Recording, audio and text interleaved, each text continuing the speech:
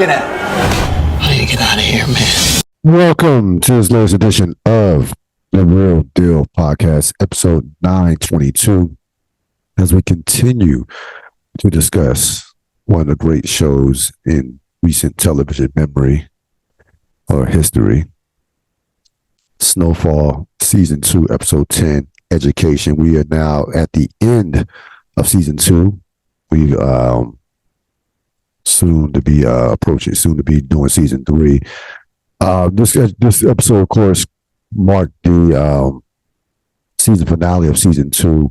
A very powerful episode, a very just tremendous episode. Season 2 ended with straight just fire episodes, at least five or six straight, just tremendous episodes. Is reason why it's one of my favorite seasons, if not my favorite season of the entire Snowfall run. Themes of this episode: education and transformation. We saw a number of characters being educated by just life, other characters, the system, and we will talk about the transformation, of course, of one Franklin Saint. So education and transformation ran rapid during this time, during this particular episode. Quick recap on this episode: Franklin runs into a familiar face. Lorena joins Teddy, and Louis meets Teddy. So a lot of Franklin Saint, a lot of Reed Thompson, Teddy Mack, as one would expect it. We're going to begin, of course, with the deep dive. We're going to deep dive the scene between Franklin, Leon, Jerome. At this point in this episode, did a tremendous job at just showing you as realistic viewpoint of a prison stay that you'll ever see on television. Like this was, now listen, we've seen Oz on HBO. That is a whole nother level. Like that's actually about a show about prison. So I'm not going to say it was on that level per se, but actually I am, because it gave you a unapologetic and really was the no holds barred look at what it's like somewhat to be in prison and considering that this is a dramatized television show. So it's not a documentary. Oz, again, HBO, they could do whatever they want to do as far as they're going to show nudity, they're going to show whatever on Oz. But this gave you I thought they did a great job of giving a realistic viewpoint of what it was like in prison. From Franklin Saint's perspective. The majority of this episode took place in the prison. About, I would say at least 3/4 of this episode was focusing on Franklin being locked up. And at this point, he is completely broken. He's been beaten up. He's, had his shoes taken. He is absolutely he's basically done. He, who knows? I'm sure he was contemplating suicide at some point. So he meets up with Leon and Jerome. Jerome tries to encourage him. Jerome's trying to talk him, saying, "Hey, well, first of all, Jerome tries to say, ask him, who did this to your face? We'll kill Ray and we'll kill all Ray, his family, and all that." So Franklin's not even thinking about that. And then you see Leon come in and give out a MVP performance. I'll just go ahead and just put it out there. Leon was the MVP of this episode. This performance by Isaiah John was one of his best, where basically he changes Franklin's mindset in regards to is telling him, look, you got to man up. You got to go in there, and the first person you see that looks at you the wrong way, knock him the fuck out. So he basically, he sees, because remember, Leon in season 1 had some off-screen time in prison. So he had been there before, didn't do a long stretch, did a small stretch off-screen. They didn't show that in season 1. You just heard about the stories from Leon during last season. And he sees Franklin down. He sees him down, basically down and almost out. And like any good best friend. He picks him up mentally and tells him, you know, show them who you are. Show them who you are. And again, the performance by Isaiah John in this scene again was just off the charts. And again, I've said this. I've said this a lot on the podcast when I'm breaking down these shows. You've heard me on Breaking Bad and Boardwalk Empire and The Wire. The ability to me, I mean, a couple of things that jump out to me about performances. Obviously, the silent body language performance of actors with their eyes and not saying anything is great when they're doing it, when it's done at the eye level. But the ability to be able to not overact in a scene like this, to me, is just as impressive, because this is a classic scene of, you could have been yelling and really, he does break the phone, but even that is with controlled aggression. He starts out and he kind of revs up, and then he explodes. I'm talking about Leon in this performance and how measured it was in terms of how angry he was, seeing Franklin in this particular state. So this was just a great performance by Isaiah John. And everybody, again, this is the change. This is a turning point. This is Franklin's turning point in this episode, and this is part of the transformation of Franklin Saint in this particular episode. Completely being torn down, breaking down, and have to kind of rebuild himself up through Leon's encouragement, or through Leon's pep talk and what have you, and through just learning about how things work, how the system work, and giving it, going through it. We'll talk about it later on. Giving himself he received an education himself with how things went in this particular episode, and his understanding of the system. So this was just a powerful scene with these three actors, and then who are obviously joined at the hip as they being a part of the same organization. Again, shot just a tremendous job by everybody, but of course Leon, and Leon with what he did for Franklin. Best scenes: the Franklin, the opening prison montage. Gil Scott Heron, Hard Times, or not Hard Times. Gil Scott Heron does the music just perfectly. Just the music was absolutely on point, and just gave you a realistic view of how prison was.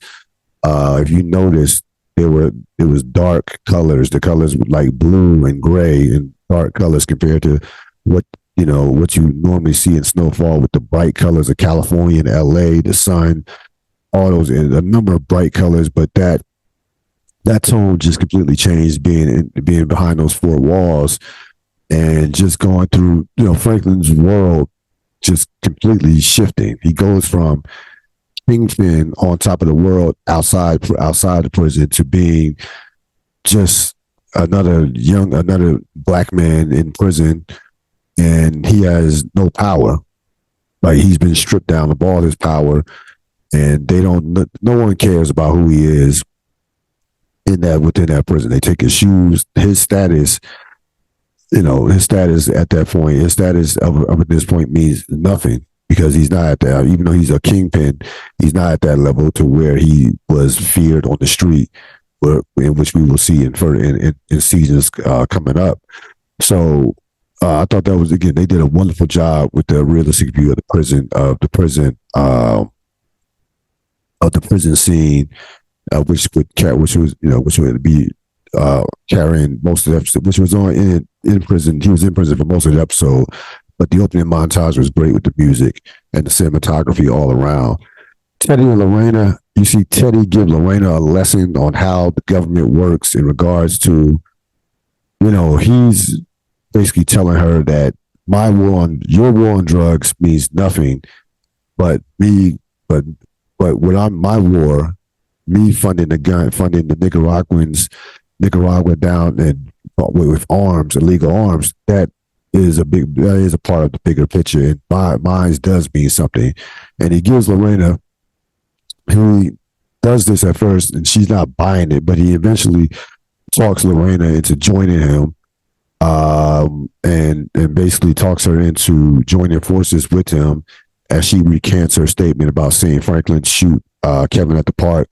Of course, she's gonna get paid, and remember, he plays on her being frustrated with her job and how that went. So, we see, we see characters. We saw characters throughout the course of this episode, throughout the course of this season. We saw Franklin even talking to his mom about, sometimes you got to make up your own rules and basically fuck the system, and that's what Lorena is doing. That's what in essence Teddy is telling her. In regards to the war on drugs, the war on drugs is a joke because we still supply it because, as long as people are buying drugs, you can't take this war seriously. He gives her a little knowledge about Richard Nixon, and some history on him. And again, convinces her eventually to come around and work with Teddy, and of course we'll see how that pans out in season 3. Ray and Franklin. So Ray, of course, you remember from season 1. He, of course, had Ray kill Lenny. We talked about that on prior podcasts. Ray initially tries to come to Franklin as like an ally, like, hey, we both in the same hood. We got to look out for each other. Then, of course, we find out that he still hasn't gotten over what transpired with Lenny back in at the end of season 1, and he has repeatedly has Franklin beat up, and it gets to a point to where the only thing that prevented him from almost killing Franklin was a guy hanging himself, and then they backed off. But what backs Ray off completely is part of Franklin's transformation. Once he talks to Leon, and you have that whole scene, Franklin comes back and basically tells Ray and the people and Ray's guys that I'll have all your families killed if you touch me again. Ray initially laughs it off, but then knows that Franklin is serious once he brings up Lenny. So this was part of Franklin's transformation going dark. And of course, this series is 6 seasons, so it's not even close to the darkest that we'll ever see Franklin. But this episode, this season in particular, was definitely a turning point for the character Franklin Saint. And Ray again, once he says, "Don't forget about Lenny." Remember Lenny. Ray knows how serious Franklin is, and he means business from that standpoint. Alton, Sissy, and Franklin. So, if you remember earlier in the season, it was Franklin that got Alton out of jail. Of course, Sissy just absolutely.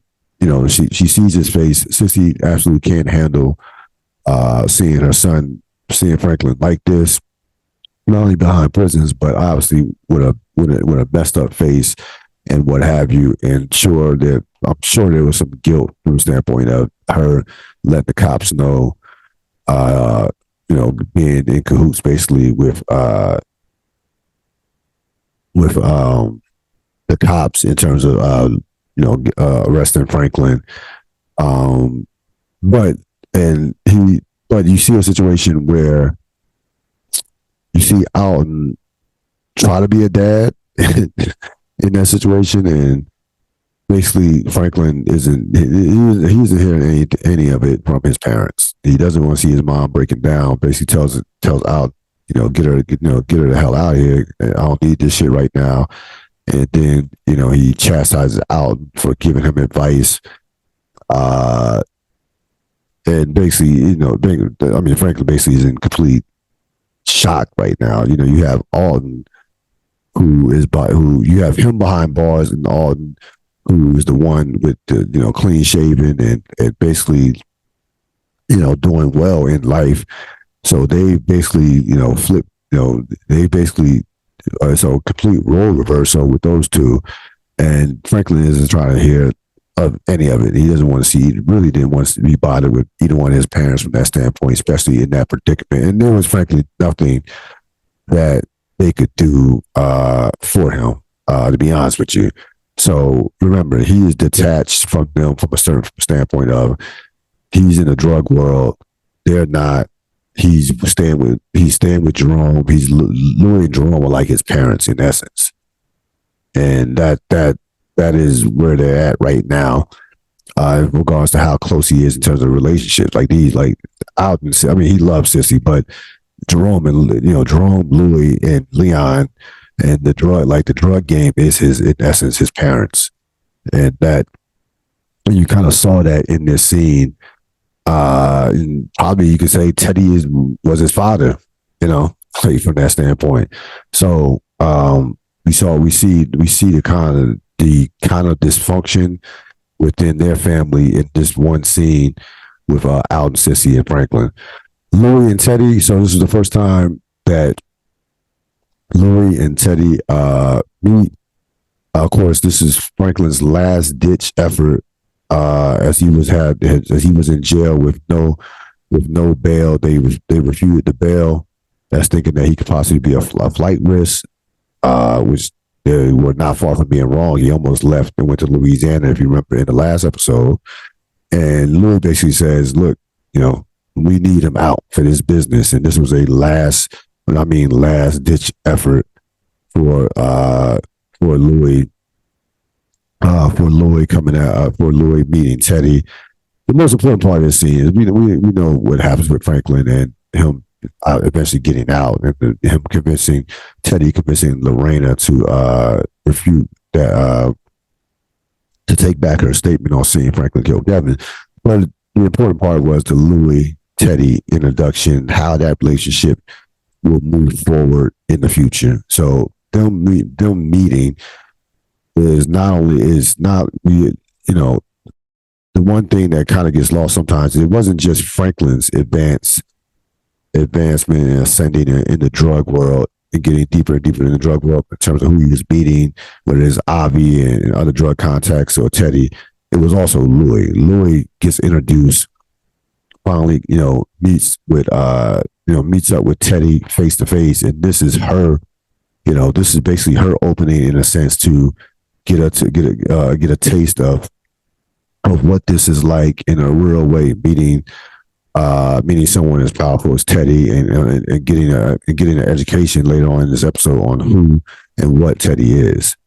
Also, I could have left out. I could have put in the final montage where you have Franklin talking to Louis and giving her, the rundown on Reed Thompson / Teddy McDonald. Franklin, puts it all together that, if this guy can get me out from under a murder charge, he's someone to be reckoned with. He's more powerful than even I thought he was, to be honest with you. So he's telling her that, he's working for the government in essence. So we are working for the government. That's the big revelation that comes out, that between Franklin and Louis. Jerome wasn't around during this particular scene. So they both know that they are working for the government in essence, and being in cahoots with Teddy McDonald / Reed Thompson. Again, this MVP, of course, we mentioned, talked about it earlier. Leon, Isaiah John in this episode, in that particular scene was just phenomenal. Again, not overacting at all. It was a measured and controlled performance from that standpoint. And again, he changes the dynamic for Franklin as far as, a best friend picking up another friend and really setting Franklin straight from where he was at the absolute rock bottom, from a mindset and mentality to, remembering that he is Franklin Saint, that he was is a kingpin, and, act the part, act accordingly in essence. So MVP goes to Leon. Of course, listen, in terms of performance all around, Damson Idris was, again, he was as great as good as he was last episode. He was even better in this episode. He really embodied a broken man in prison who doesn't know whether he's going to live or die, or who doesn't know what his future looks like. And you could tell that, like, again, the scenes with his mom, the scenes with Leon and Jerome, he was just terrified over the course of the, before the transformation in prison, in the beginning, he's just terrified of what he's dealing with and what he's facing. He tells his lawyer, "Hey man, you gotta get me the hell out of here." And so Damson Idris, from a performance standpoint, definitely would have been the MVP. But we could give it to him basically almost every episode. But as far as a scene stealer, it was Leon. So that wraps up season 2. Again, I thought season 2 was as good a season of Snowfall as there was. Now, again, I told you earlier in the season. In the beginning of the season, I said it was between season 2 and season 3. Season 3 is phenomenal as well. So I will make that decision which one season is better as we get into season 3, which we will very soon be doing on our next episode, season 3, Protect and Swerve. So until then, I will see you next time. This is the Ril Dil podcast. Enjoy the rest of your evening. So long.